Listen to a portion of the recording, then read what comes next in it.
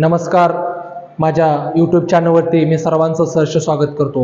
मित्रांनो, महाराष्ट्रामधील 48 लोकसभा मतदारसंघापैकी अत्यंत प्रतिष्ठेच्या अशा मतदारसंघामधील काही आढावा आपण या ठिकाणी घेतोय. महाराष्ट्रामध्ये असाच एक लोकसभा मतदारसंघ म्हणजे कोल्हापूर लोकसभा मतदारसंघ. राजर्षी छत्रपती शाहू महाराजांची भूमी म्हणून कोल्हापूर नगरीला ओळखलं जातं. राजर्षी शाहू महाराजांनी कोल्हापूर जिल्ह्यामध्ये अनेक विकासात्मक कामं केली. त्याचबरोबर संपूर्ण महाराष्ट्रामध्ये त्यांनी सामाजिक चळवळीमध्ये आपलं अत्यंत मोठं योगदान दिलं. राधानगरीसारखं धरण त्यांनी 100 वर्षापूर्वी एक मोठं व्हिजन घेऊन बांधलं आणि त्याच राधानगरी धरणाचा आज कोल्हापूर वासियांना जो काही फायदा होतोय तो फायदा गणितामध्ये न मांडण्या इतका मोठा फायदा आहे, हे कुणी नाकारून चालणार नाही. राजर्षी शाहू महाराजांनी खऱ्या अर्थानं दीनदलितांना, वंचितांना आरक्षणाची सोय त्या ठिकाणी करून दिली. अशा पद्धतीची हे कर्मधर्म संयोगानं एक पुरोगामी वारसा लाभलेली कोल्हापूर भूमी.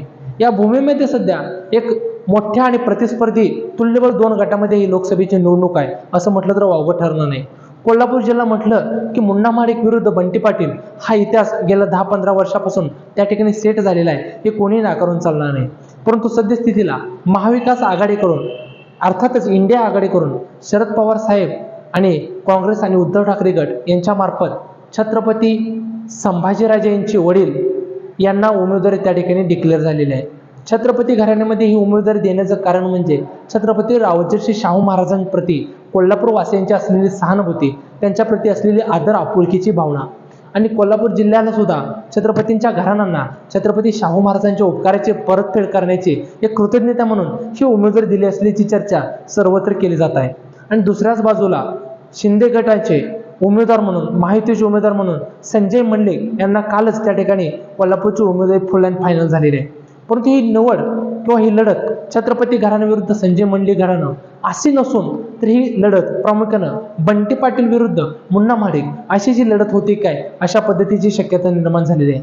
कारण कोल्हापूर जिल्ह्यामध्ये गोकुळ सहकार संघ असेल, जिल्हा मध्यवर्ती बँक असेल, त्याचबरोबर कोल्हापूरमधील शहरातील मतदारसंघ असेल, या ठिकाणी बंटी पाटलांची अत्यंत मोठ्या प्रमाणामध्ये पकड आहे, हे कोणी नाकारून चालणार नाही. तर दुसऱ्या बाजूला अनेक वेळा सतत पराभवाची मालिका चालत असताना सुद्धा राज्यसभेवरती जो काही महाडिक घराण्यानं विजय मिळवला, त्यानंतर महाडिकांची पुन्हा एकदा विजयी सुरुवात त्या ठिकाणी कोल्हापूरमध्ये झाली आणि महाडिकांची जी काही विजय रॅली कोल्हापूरमध्ये निघाली होती, त्या रॅली बघता महाडिकांचं शक्ती प्रदर्शन हे अचाट आणि अपाट होतं, हे नाकारून चालणार नाही. महाडिक आणि बंटी पाटील हे दोन्ही घराणं आर्थिक रसद प्रचंड असलेली दोन्ही घराणं समजली जातात. बंटी पाटलांचं महाराष्ट्र काँग्रेस कमिटीमध्ये आणि त्याचबरोबर सोनिया गांधीशी असलेलं सलोख्याचा संबंध आणि निष्ठेचं फळ म्हणून त्यांच्याकडं कोल्हापूर जिल्ह्याची एक हाती जबाबदारी दिलेली आहे, हे कोणी नाकारून चालणार नाही. एक तरुण काँग्रेसचं नेतृत्व ज्याच्यामागं आर्थिक असेल, संघटनात्मक असेल, त्याचबरोबर वैयक्तिक पातळीवरती असलेली मोठी ताकद डी.वाय. पाटील प्रतिष्ठानच्या मार्फत शिक्षण संस्था असतील, त्याचबरोबर अनेक कारखानदारी असेल, याच्यामुळे बंटी पाटील यांच्या मागे काँग्रेसचा आणि त्याचबरोबर जनतेचा सुद्धा मोठ्या प्रमाणामध्ये सपोर्ट आहे. त्याचबरोबर दुसऱ्या बाजूला महाडिक फॅमिलीमध्ये असेल, महाडिकांचे पंढरपूर जिल्ह्यामध्ये असतील, त्याचबरोबर सांगलीमध्ये असेल, त्याचबरोबर खुद्द कोल्हापूरमध्ये सुद्धा असेल, अनेक ठिकाणी त्यांचे उद्योग व्यवसाय आणि त्याचबरोबर कारखानदारी आहे. त्यामुळे दोन्ही बाजूला आर्थिक दृष्टीनं रसद मोठ्या प्रमाणामध्ये आहे. आता फक्त फरक इतकाच पडतोय की दोन्ही उमेदवारांमध्ये छत्रपती घराण्याच्या प्रती शाहू महाराजांनी जे काही कोल्हापूर जिल्ह्यासाठी केलं, ज्यांनी महाराष्ट्रासाठी केलं, दीनदलित वंचितासाठी केलं, त्या गोष्टींची परतफेड म्हणून छत्रपती घराण्यांना पुन्हा एकदा लोकसभेवरती पाठवण्याचं काम कोल्हापूरकर करणार का, हाच या ठिकाणी खरा प्रश्न आहे. दुसऱ्या बाजूला छत्रपतींच्या राजर्षी शाहू महाराज यांच्या पुरोगामी विचारांची भूमी म्हणून कोल्हापूरकडे ओळखलं जातं. कोल्हापूर म्हणजे तांबड्या पांढऱ्या रस्त्याची खाण, कोल्हापूर म्हणजे कुस्तींचं मैदान, कोल्हापूर म्हणजे ऊसाचं माहेरघर, कोल्हापूर म्हणजे गोड आणि संस्कृतीचं माहेरघर. अशा पद्धतीचे हे कोल्हापूर आहे. एक सुज्ञानी, सुशिक्षित आणि सदसद विचारबुद्धीला तोलून मापून विचार करून निर्णय घेणारं जिल्हा म्हणून कोल्हापूरकडे ओळखलं जातं.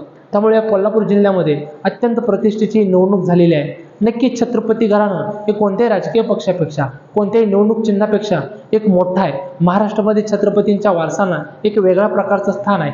परंतु त्याचबरोबर पाटील आणि महाडिक यांच्यासाठी करोई मरोईची लढाई आहे. त्या ठिकाणी काँग्रेसचा उमेदवार निवडून आणणं हे बंटी पाटलांसाठी येणाऱ्या काळामध्ये प्रतिष्ठेचं आहे. कारण या ठिकाणी जर का काँग्रेसचा उमेदवार निवडून आला तर येणाऱ्या काळामध्ये बंटी पाटलांसाठी भविष्याची राजकारणाची दिशा ही आश्वासक असेल. आणि दुसऱ्याच बाजूला सतत पराभवातून राज्यसभेवरती विजय मिळवलेले, परंतु येणाऱ्या काळामध्ये सुद्धा कोणत्याही प्रकारची रिस्क न घेता आपला उमेदवार निवडून आणण्यासाठी प्राणाची बाजी जिव्हाळा लावणारे महाडिक घराणं हे सुद्धा मंडलिकांच्या विजयासाठी त्या ठिकाणी आतुर आहेत. त्यासाठी अहोरात्र त्या ठिकाणी युद्धनीती, मैदान आणि नियोजन चालू आहे.